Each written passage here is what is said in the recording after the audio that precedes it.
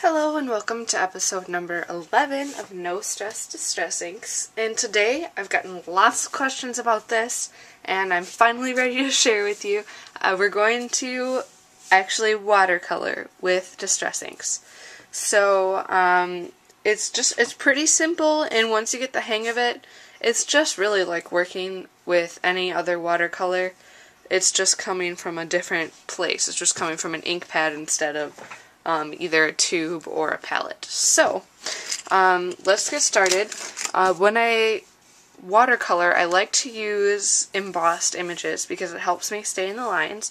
You don't have to do this, but I definitely like to do this. So I'm taking my watercolor paper, which watercolor paper is imperative for watercoloring on cardstock. This is one of those things, it just won't end up looking as nice if you don't use watercolor paper. Some of the techniques, if you look on my blog, if I used vintage cream cardstock in the supply list, that means that you can do them with either. You can always use watercolor paper for any technique, but there are some, like this one, that don't really work with just regular cardstock. You need the watercolor paper. So that's why I have cut down my watercolor paper to my 5 by 3 3/4 inch wide. And I'm going to go ahead, I rubbed a dryer sheet over it to kind of reduce the static, to keep the embossing powder from sticking too much to the watercolor paper. And then I'm going to ink up my... This is the Delicate Blossom stamp set from Hero Arts. It's CL449, and it's one of my very favorites for doing simple cards that really come across really elegant because of this beautiful image. So I'm making sure to ink it up really well. And I'm just going to stamp it down on my card. I have my mouse pad here just for some extra bounce. Especially with the extra detail in this stamp, I'll probably need it. So I'm just going to press down really well, making sure every area has gotten equal pressure.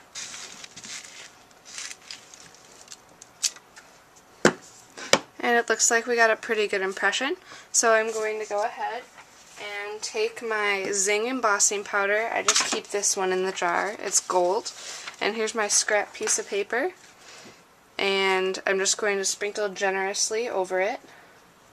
It all goes back in the container when I'm done, so I don't need to worry about putting too much on.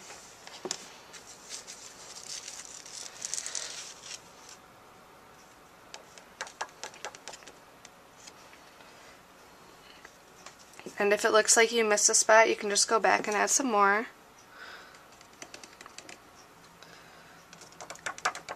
So it looks like we got it pretty well covered. I'm just going to pour this extra back in the container. Now that I have the embossing powder on my image, since I use Versamark, I definitely have a little while before it loses its stickiness. So I can go back in with a paintbrush and really get rid of all the extra stray pieces of embossing powder. With watercolor paper, it just happens that extra pieces of embossing powder just stick there a lot easier than they do on regular cardstock. It's just because of the way the paper is made. So just be patient. It's not something you did wrong if extra embossing powder sticks. Just be patient with it. I got a lot of the extra embossing powder off and it's looking pretty good. So I'm just going to go ahead and heat emboss it with my heat tool now.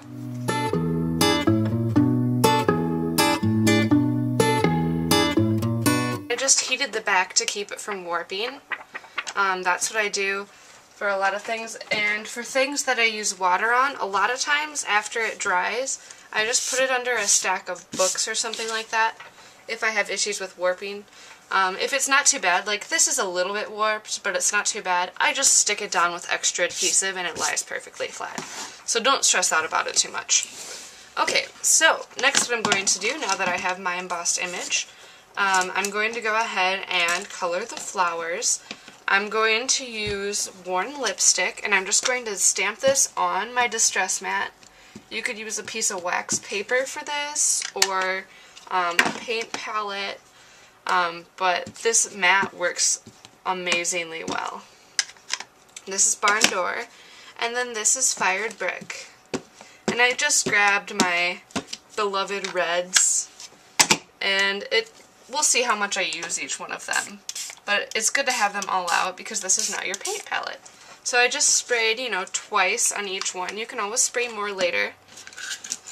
And I'm going to start with my my medium brush and start with my lightest color. And this is the one lipstick, and I can just go in and just color in the lines. So I'm going to go around, I'm going to do each flower individually. Consider doing this just like you would Copics or colored pencils. You start out with the lightest color first and then add a darker color. And then use the lighter color to blend each time. So this is going to be the barn door. And I'm just going to add some darker color towards the base where it would naturally be darker. And then I'm just going to go back with some fired brick and add just a little touch at the bottom. And watercolor is kind of cool because it all melds together and will look really cool as it dries. So I'm just going to spray a little puddle of water on my mat here, and that I'm just going to use as my little water dish for cleaning out my brush. So I'm just going to go around the entire image right now, painting it in with the various colors of red until I get the look I want. And really, there is no rhyme or reason to this. You can do any color order, especially since these are all in the same color family. When you blend them together, they're going to look great no matter what. So just have fun with it and experiment.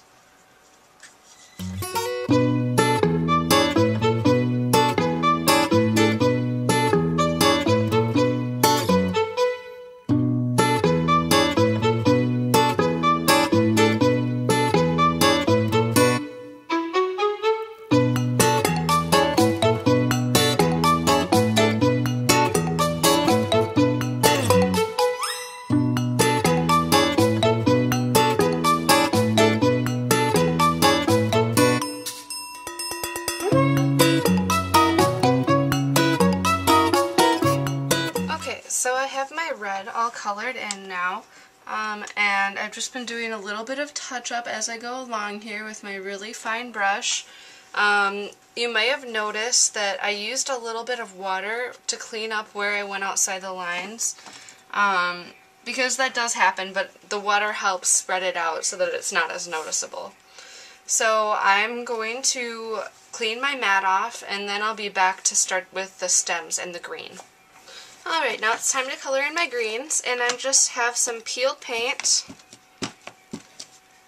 and some forest moss, and I think I'll be using mostly peeled paint for this, but I grabbed the forest moss just in case I wanted to add some of that darker color, and I'll just add a pool of water right now so I can clean off my brushes, and I'm just going to use the narrow brush exclusively for this one, since the lines are so narrow. And I'm going to be very, very careful when doing this because they are very, very narrow lines.